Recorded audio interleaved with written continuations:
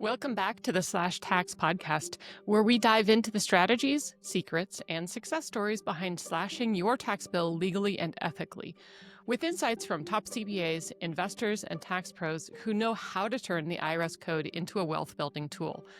Today's guest is, well, it's not just anybody.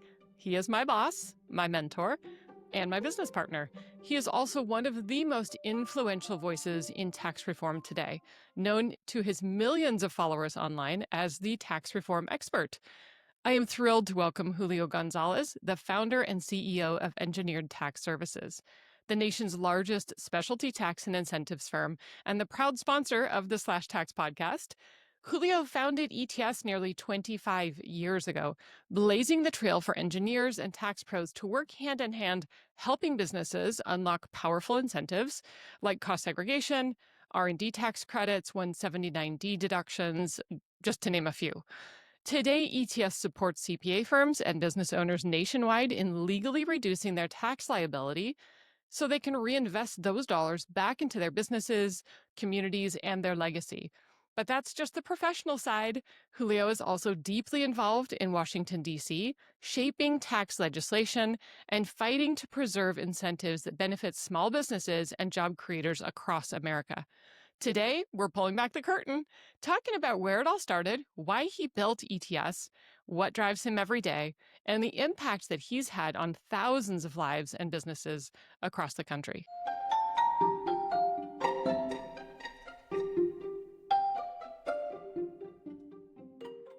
Julio, welcome to the show. I know your story, but I would love for our audience to hear the why behind what you're doing. So let's start with, why did you start Engineered Tax Services?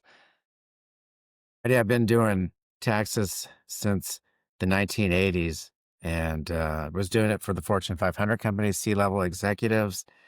And we were eliminating the taxes. We were using every word in that tax code, over 2 million words. And through those powerful words, we were finding powerful ways to eliminate tax and take advantage of all the programs. And I saw that there was a big inequity, right? That I knew that small business owners, entrepreneurs weren't getting the same access to those tax credits, incentives, grants, because accounting firms beyond the big eight at that time wouldn't have the resources, wouldn't have engineers, wouldn't have tax attorneys, and wouldn't have specialists. So I knew that there was a big opportunity to bring tax equality to small business owners, entrepreneurs, individuals, and that tax benefits that we did at the Fortune 500 level didn't have to reside there. They could be enjoyed by all people. Yeah, I mean, it's huge because at the time, were there any like boutique specialty tax firms? No, there were none. Right, there were just a few of us that kind of frontier pioneered this industry, and we're all still around and still working away. Obviously, there's a lot more competitors out there today, but it's been a great industry to frontier, pioneer, and ultimately, bring these resources to so many wonderful people in our country. Yeah, absolutely. Well, what made you focus specifically on cost segregation? Why was like that the thing that you led off with? I led with that one because I thought that would have the most impact, and there was zero information on cost segregation, right? It's not part of the tax code. So that makes it even more difficult, right? Because the tax code is just about depreciation. And there was a court case right at the same time, 2001, that basically identified how people could write off their properties. And so then you have to get into the court cases, and Hospital Corporation of America won this amazing court case where they could depreciate their properties, their hospitals, but they had to do so under an engineering report. And so, gosh, there was very little information, but I just felt the passion. I thought this could really, because we did those kind of studies back in the 80s and 90s for Fortune 500 companies and their properties, but there really wasn't any guidance. So even there was a little bit more of a frontier, but we got some guidance, and we used that in the IRS court cases to launch an industry we thought could help all Americans. Well, it's amazing because, I mean, the way that you have pioneered the industry is so profound, really. And although we get frustrated at times because, there are a lot of imitators out there, but I don't think, I think we have made a concerted effort to really still continue to share valuable content and information, knowing that that may be copied, that may be imitated, but it doesn't change the fact that you really were the pioneer in this space. What did the industry look like back in those early days? It was basically, invisible, non-existent, right? And we didn't have, like, search engines, and the internet was kind of in its infancy. You couldn't find anything on it, and, like, you couldn't, like, just reach out to accounting firms because even that was more difficult, right? So, it was like I'd go to one state every week, every year, and, pick a state each week, and then just drive around, print out the, MapQuest, and go Yeah. meet every CPA firm I could and just share with them how we could help their clients in real estate. And it was so great that it was a lot of fun back then, a lot of traveling and meeting so many great accountants who still work with us today. Yeah. I mean, it is amazing. And it was an interesting approach to work with the CPAs and help them understand something that's really, really technical and then how that could benefit their clients. Was that difficult from an educational standpoint, like to help teach? How did you get that message across to have this industry embrace something that was probably foreign for small and mid-sized firms at the time? It was extremely hard to educate, Heidi, because there was no internet, right? There was no way to validate, what we were doing. So, you had to show them the court cases. They had to read up on it. And, you would meet the proactive accounting firms that said, yeah, this makes sense. And unfortunately, a few of them would give you a couple projects and then it kind of multiplied from there because it was just me, right? So it was just me traveling, doing the reports, doing the studies, invoicing, doing all those things. But ultimately, yeah, there was that, the teaching was horrible. I mean, and I would go to CPA conferences and try to share it and teach it. And again, there wasn't a lot of guidance though. Yeah. Yeah. I mean, truly pioneering. So when you look back over the last 25 years, what are you the most proud of with building this company? I'm most proud that, we brought this kind of tax equality to the country. I think, I don't know how the percentages, Heidi, if there were 0% of people, that were not Fortune 500 companies doing cost segregation in 2001. And who knows what that percentage is today? It's probably still a low percentage, but it's not 0%, right? And, Right. we have a lot of competitors out there and a lot of people doing cost segregation studies. So now we know that it's out there Uh-huh. and it's front center. I think a lot of people are hearing about it, even though, today we still hear a lot of CPA firms that don't know about it or, real estate people. So we're, we're continuing the literacy, but, what a change from where it was zero on the internet. If you Google it now, right, a million searches come up. Right, exactly. I know, it really is. And the way that different providers are offering, different types of studies, it's not necessarily all created equal. In terms of what the industry looked like 25 years ago, talk a little bit. I mean, I think there's been a dramatic shift in what we call cost segregation in a couple of different areas. One, pricing. I mean, I even remember like I've been working for you for almost 15 years, and just in that span, the difference in the scale of projects that we can apply cost segregation to and the price point for projects of all sizes has shifted pretty dramatically. I think 15, 20 plus years ago, we were selling cost segs for what? 5 and 6 figures. And so that's been a big shift. So talk a little bit about how that's shifted. Maybe that's not the best thing for businesses. If we look at it and say, yeah, I'd love to be able to charge $25,000 for a cost segregation study. Um, Now it's completely different. But talk a little bit about how it was then and where we are now and why. Why you think that's occurred. Yeah. Well, back then it was more contingency based, right? So if we were saving someone $1 million, which is common in a cost segregation study, we were charging, 10% of the benefit, right? So you're right, 7 figures, 6-figure fees. Yeah, so that's all changed and it's become, more widely accessed and more of a commodity, right? Even though I think the standards are different and like you talked about, there's a lot of differences in, the kind of products that are out there today, Heidi. But Hmm. ultimately, yeah, much different. Right now it's, strictly fee-based and, it's driven on, really more the engineering time more than Hmm. anything today, Hmm. right? So it's a big difference, but we make up with it from volume, right? We do so many studies today and helping so many people that, Yeah. it's allowed the volume, right? The prices come down, which has allowed more access to everyone. So I think that's good. Yeah, absolutely. Well, I mean, I think that that really is what you have achieved is your goal was to bring this opportunity to all taxpayers to create that equality of tax strategy and opportunities financially for people of all ranges. And that's I mean, you've built more than just a company. You've built a mission in terms of taking that out to taxpayers. And part of that, interestingly enough, I think is because you have invested so much in scaling your business and in working hard to make it as cost effective as possible. We look at the fact we're doing what 600 site visits a month all over the country, all 50 states, and yet we've been able to do that in an economical way to where now it's not just applying to this giant skyscraper hotel, the Trump Hotel. This is applying to short-term rental properties and and everything in between. And so, I really do I love to focus on the mission of what you've been driving, what you've been building. So what drives you just to continue every day doing this work? Well, I just think for me, the passion that Heidi, when you do a study for a client, right, you're saving them millions of dollars, right?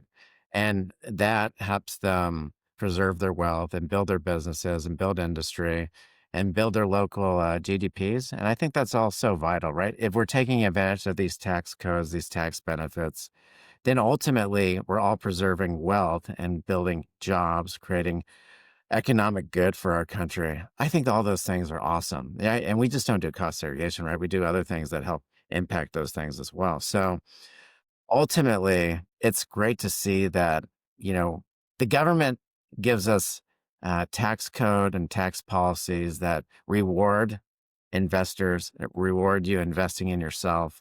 And ultimately, those secrets, we're kind of letting those secrets out, right? So that everyone can enjoy them.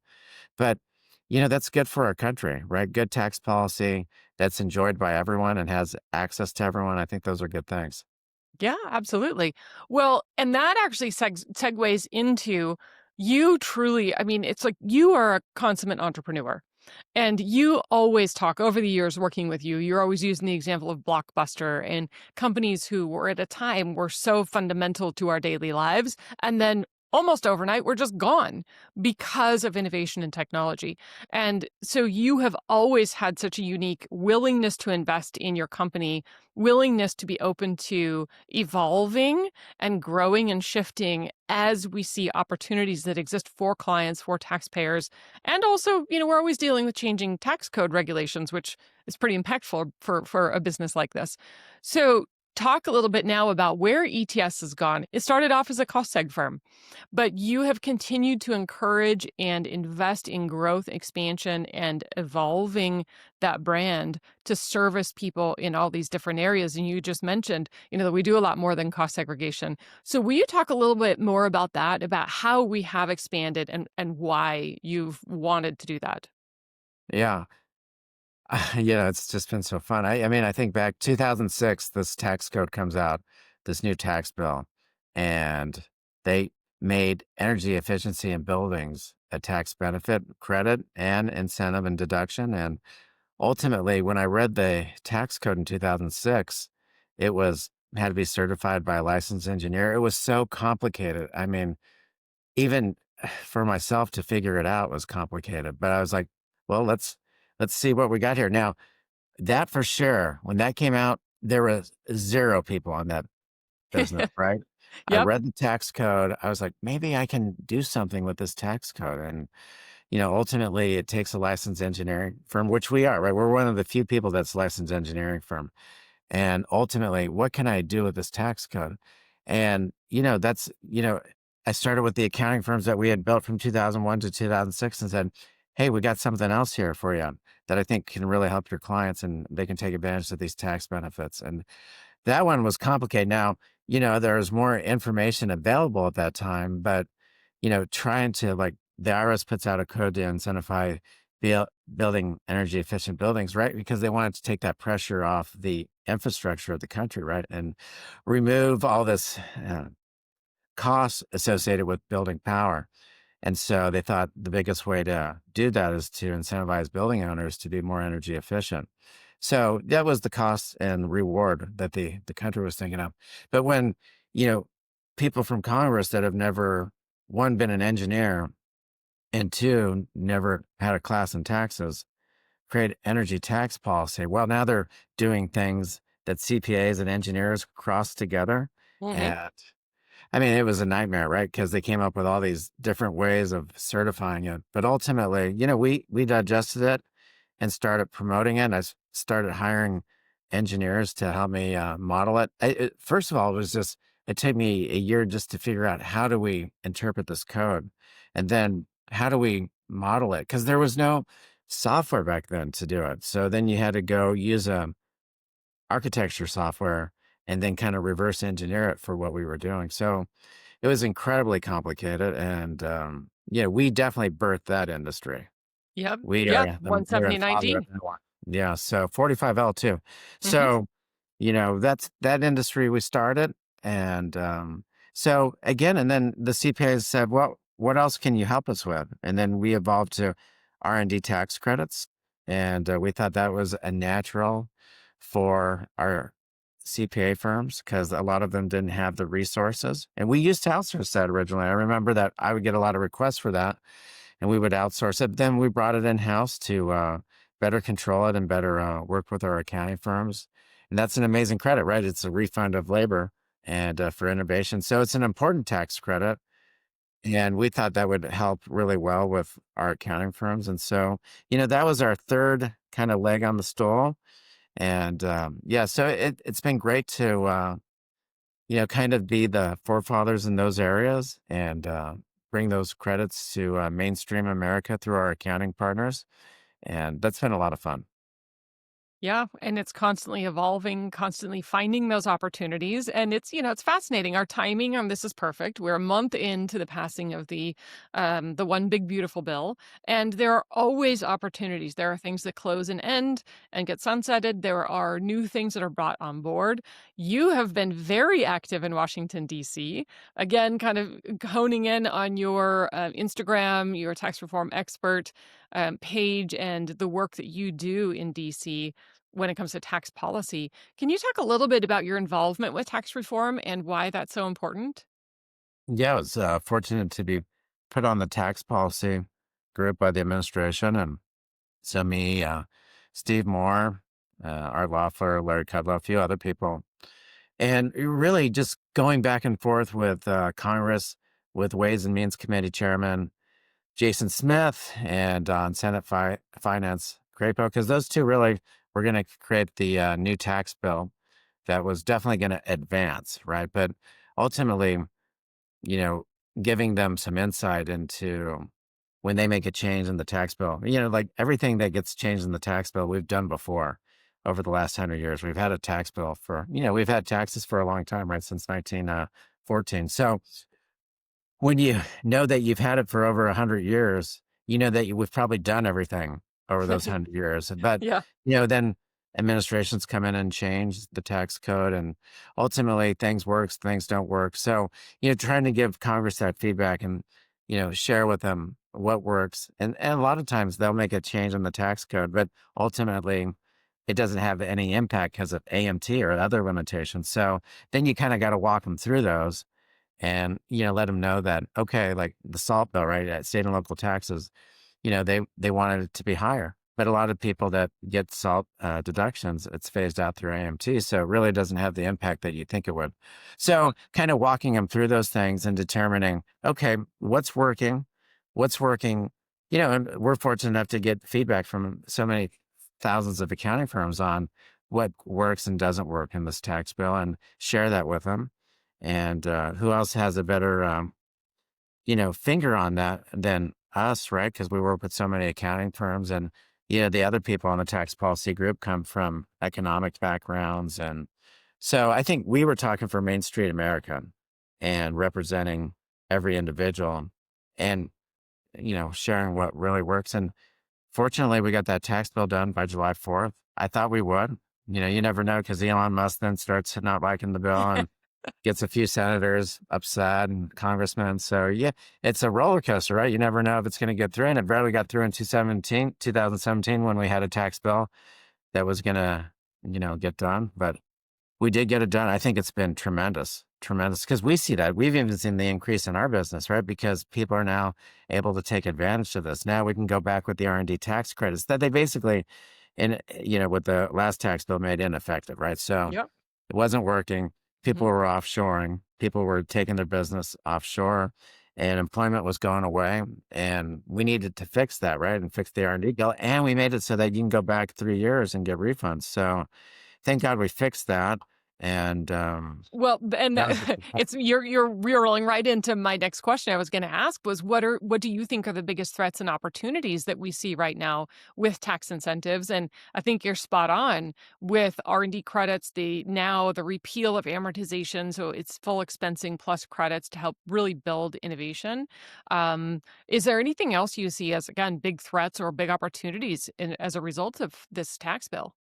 Well, the big threats in this bill were always going to be the energy incentives, right? Because I think this Congress felt that it was, not a return on investment like some of the other tax benefits were in this country. So we knew that a lot of those energy, green tax credits, things of that nature, were going to get phased out. And that was, good. And even like 179D, 45L energy efficiency on buildings. I mean, a lot of that's going to be phased out as well. But I think that ultimately those are good things, right? Because we're finding things that are working for the country, eliminating things that don't work as well. And I think we got it right in this bill. And the biggest thing, Heidi, is we made it permanent, right? So Yep. business owners don't have to wake up every New Year's Day thinking, I have a new tax code. What do we do? CPA firms too, right? It's always constantly changing. So at least with some permanency, I think that's grateful that, small businesses now can say, all right, I got R&D tax credits and it's permanent and it's not going to phase out. It's not going to change. Bonus depreciation, permanent. It's not going to change. It's not going to phase out. It's not going to be 80%, then 60%, then 40%, right? So those are amazing things, right? To have permanency. That's one Mhm. thing that we didn't do in 2017.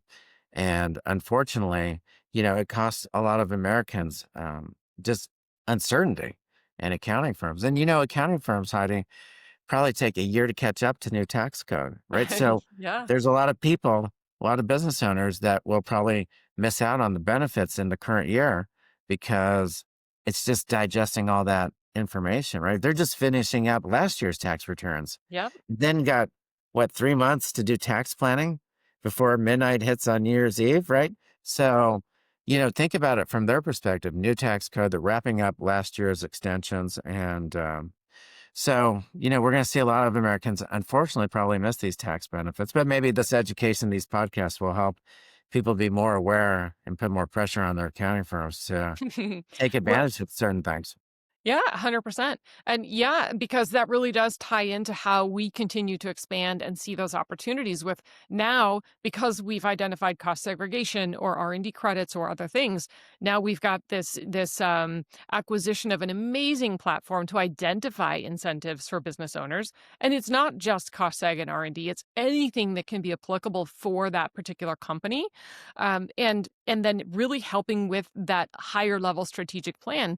Because I think in the big scheme of things, people think their CPA is going to do both of those areas, really look strategically and planning with them as a business owner and how they can implement this stuff, and then also do compliance, which is the tax preparation. But what we're finding is that the industry is beginning to split, and we're seeing a separation between compliance and tax filing versus strategic planning and working with businesses on incorporating all of those things. What was your reasoning or thoughts behind acquiring a platform with this whole plethora of incentives? Well, just great fortune.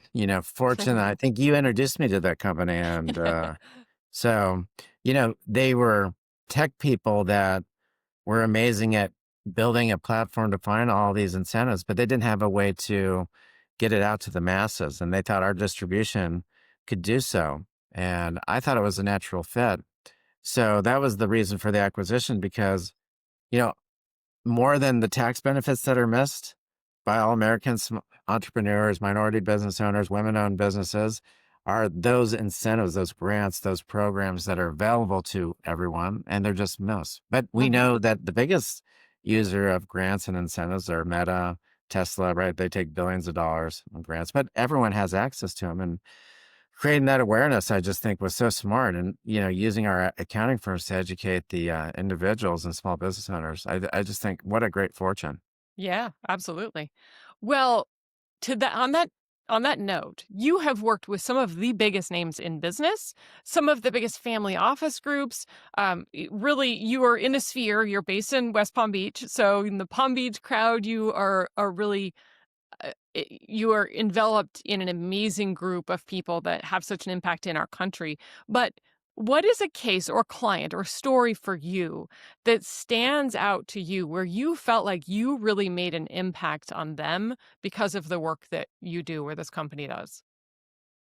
That just keeps evolving every day. Yeah. Right, Heidi, you're right. I'm lucky to be in Palm Beach, right? So, what great fortune. Who knew that the economic center of our country would come to Palm Beach? Like, Yeah. yeah, no clue that that would ever happen, right? We're just a small little island here in Florida. But it has happened, and it's brought the hedge funds and the CEOs of private equity here.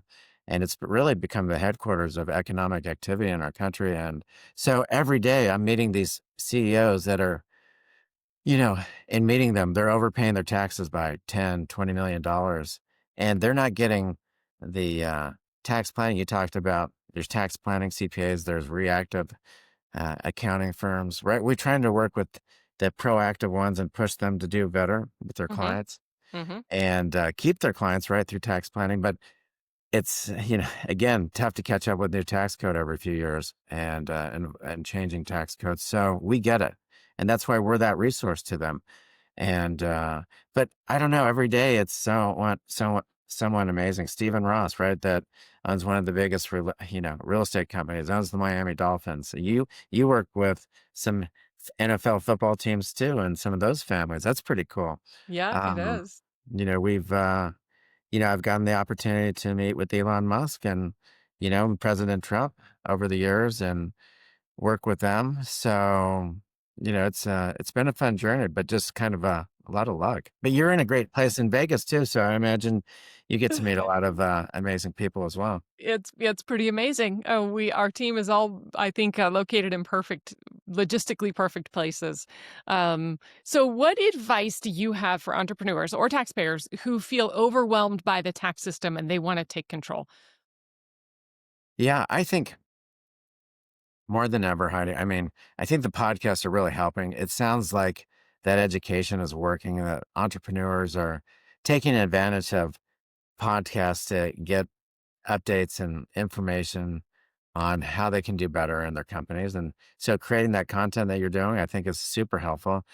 I think just using AI, right? And saying, I have a business in manufacturing here in Idaho, right? And what's available to me? And being proactive with that information then and going to your accounting firm and saying, look, I think that I'm seeing these opportunities. Especially AI is never right about taxes, right? Because the tax policy has changed 100 Yes. times right over the last 10 years. So every time I read the AI, when I type in a question, it's like, well, that's from like 10 years ago. Even today, it's not up to date. It's not up to date on bonus or anything, right? But ultimately, it can point you in a good direction, right? Mm. And, but, seeking out, I think the biggest thing, like with health, is being proactive, right? And not being reactive, right? And taking care of yourself in health and wealth. I think those are so vital. I can tell you this. in 2001, when I owed taxes to the IRS, I realized that, hey, I could eliminate the taxes by investing in real estate and taking advantage of these tax codes that allow us to buy investment in real estate and offset our income, right? So our taxable income. So, so I took the same money that I owed the IRS and I said, okay, well, I'll just use the tax code, buy a property and do a cost segregation study. And now I took $1 million of tax liability and converted to a $5 million apartment that paid dividends and provided all these tax benefits for 20 years and appreciated over those 20 years, right? So that $5 million apartment in 2001, became $80 million apartment 20 years later. But it was just doing things like that every year, Heidi. I was proactive with myself and Hmm. saying, okay, if I owe $1 million, what things can I change? Can I increase my IRA? Can I put money into education? Can I invest in myself? Do I need to buy more equipment? Right? Is it real estate? And this is where we've kind of evolved, right? We're not only helping people with these tax credits, incentives, and grants, but we're also tax planning, helping the accounting firms help their clients and giving them access and ideas to share with them. I think it's so amazing that like if you take care of your health and, are proactive, you can now do peptides and PRP and all these amazing things, right? But you can do the same thing with taxes. Yeah. And it It's makes all the knowledge difference is in the world. power. It is It is. knowledge is power, and we have more access to it now, I think, than ever before in history. And it's overwhelming, but it is so powerful. But how great is it? Hmm. Right? I mean, I don't know. Like, I always hoped that one day everyone could have access to the tax code. I mean, look, we've made a big inroads. We probably, worked with, several thousand accounting firms, but how many more accounting firms don't know? And Hmm. how many individuals don't know? And Heidi, our mixes and clients has changed, right? A lot of clients come. We've always gotten the client from the accounting firm, but a lot of people come to us directly because they're looking online. They're using these tools, and then we're backing into their accounting firm and getting to know the accounting firms because ultimately we don't do tax returns, right? We're just a resource for doing these incentives and credits. So it's so cool how it's involved. And Heidi, I would say, like you say, we invest in the business. Who thought even 5 years ago that a service company, their highest payroll would be in technology? Yep. It's just mind blowing to me that our biggest department in terms of expense now is technology. But without technology, we can't scale, and without scaling, we can't help more people. Absolutely. Well, I think that is a major point. And before we wrap up, I was wrapping up with my last question, but I do have one more question on that point with technology because I think it's so important. We have always made a decision to say we are about white glove service. We are a professional services firm. We are here to serve our clients. We want to be subject matter experts and partners in their success. And so we have had to continually have this discussion about how do we redefine that and maintain that, which is what we have identified ourselves as, but use technology to create efficiencies and to make it as cost effective and as quick as possible for taxpayers, but still keeping that level of service and detail. Because we are moving into an era where now there are companies that are entirely technology, entirely software based. And I think that what we do is dramatically different. So, what is your take? What's your thoughts on all of these tech companies that are popping up? Maybe saying, hey, we do cost seg studies. When you say we have a big tech department, I would love for you to kind of explain to listeners a little bit about why we're doing that, but where that differentiation lies between, a calculator type of a product versus what our company has been. Yeah. Well, look, Heidi, even with technology, there were companies over the last decade that kind of did calculator approaches, right? And you could say they're like sampling approaches, right? So ultimately, that kind of study that's now evolving with technology, right? So probably 50% of the companies out there are just technology based calculators. Hmm. I would say that that's where the benefits missed, right? Because you can use technology and we use technology to scale and continue to bring down prices and create more access. But ultimately, it's the details that matter with these studies. And ultimately, you just can't get those details. Now, like cost segregation is so specific, it's so intimate. You have to know every inch of that building, right? Hmm. And you have to know it so well. And you have to know the electrical panels, and you have to know the attachments to the roof, and you have to know the HVAC systems, and you have to know the codes off these things. So, can technology, cut that down and maybe to some people, white glove service is never having to talk to someone. So I get it, but you also then miss out on a lot of the benefit, and the cost is not that much difference, right? So white glove is starting from, educating the client, and you do a great job with that in person, in videos, getting them really educated on what cost seg is about. And then how do we use that education and our experience to get the most benefit for them? And maybe they want a path of less touch, right? And less human contact. And we can drive that way, right? But then we're never going to get that benefit. And cost segregation studies and other kind of studies, right? They're so intimate in the sense that you really want to get the most out of them, right? You want to get the most benefit out of them. And so you have to still do service. Like CEOs from accounting firms call me and say, "Hey, we're going to be zero, human touch, and we're going to be all technology in a few years." And in tax, that doesn't just translate 100%, right?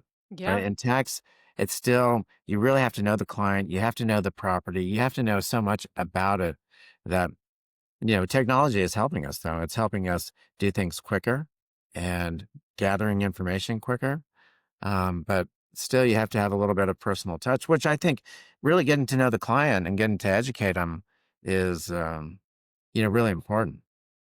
absolutely. Well, I think you absolutely nailed it with the the benefit is in the details, and I think that is the ultimate difference.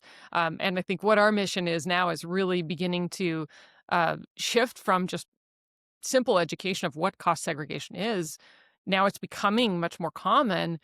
It's beginning to define the differences of different types of studies and ultimately what you get as a deliverable because they are not created equal.